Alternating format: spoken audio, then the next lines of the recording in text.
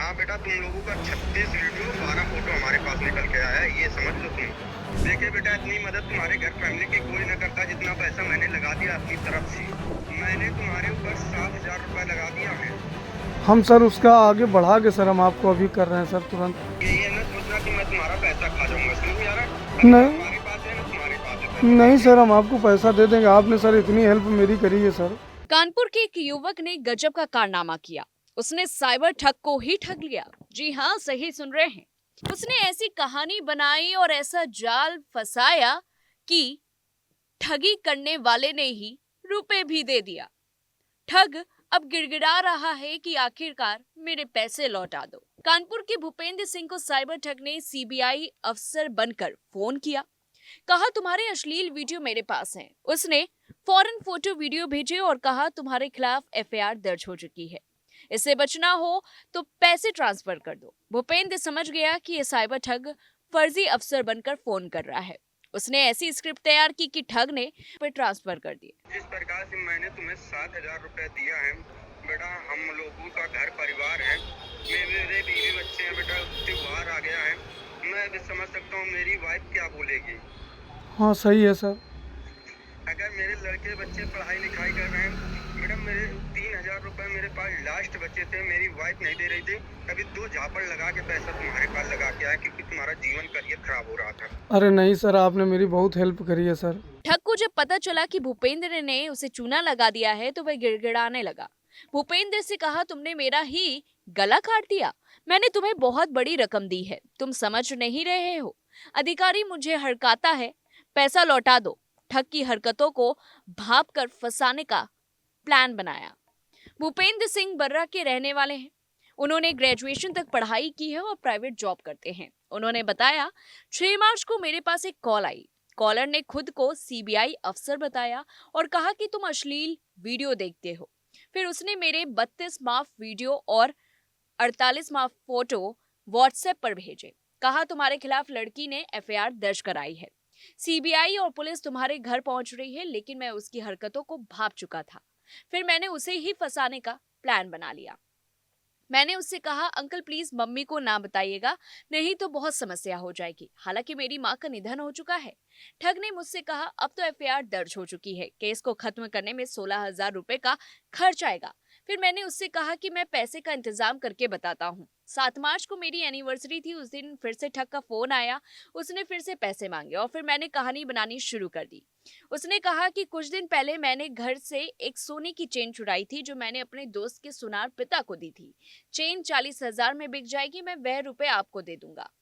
8 मार्च को मैंने साइबर ठग को बताया कि सुनार मुझे चेन नहीं दे रहा, चेन के बदले में पहले 3,000 रुपए मांग रहा है।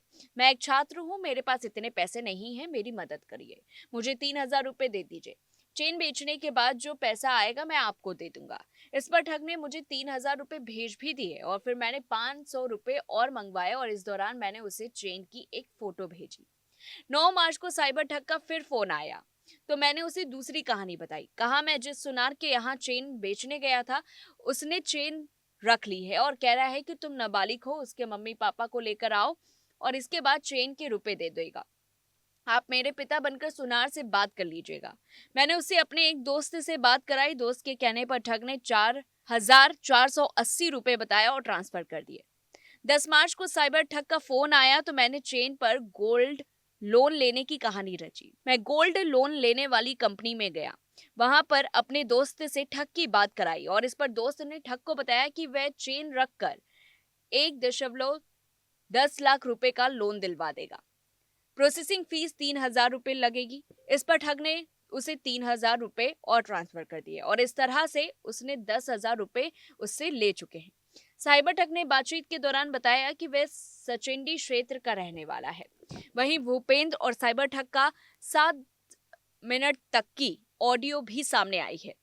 चलिए आपको वो भी सुना देते हैं। ठग बोलता है हेलो, भूपेंद्र बोलता है हेलो।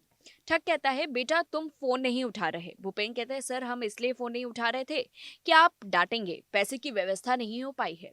ठग कहता है हमें भी डांट मिल रही है, मेरी नौकरी चली जाएगी, बेवकूफ समझ रहे हो क्या। भूपेंद्र नहीं सर, मैं आपको को बेवकूफ नहीं समझ रहा हूँ। ठग, हम आपको बेटा कह रहे हैं, आप मेरे सिर पर चढ़ रहे हो। भूपेंद्र, नहीं सर, हम पैसे की ही व्यवस्था में लगे हैं। ठग, किसी से उधार ले लो भाई, तुम्हारे चक्कर में हम फंस गए हैं। भूपेंद्र, हम इतना परेशान कभी नहीं हुए जितना सर अब हो रहे हैं। भूपेंद्र, नहीं सर, उसके पास बैलेंस नहीं है, होता तो मैं दे देता। ठग, फर्जी बात मत करो। भूपेंद्र, सर व्यवस्था नहीं हो पा रही है। ठग, तुमने 3,000 रुपए मांगे, मैंने दे दिए, दोबारा मांगा तब भी भेज दिया, क्या मेरे दिमाग पर बेवकूफ लिखा था? भूपेंद्र, आपने मेरी मदद की है सर। ठग, मदद की है तो इस तरह करोगे मेरे साथ? तुमने मेरा गला ही काट दिया। भूपेंद्र, सर हम कई लोगों से मांग चुके हैं लेकिन व्यवस्था नहीं हो पा रही है।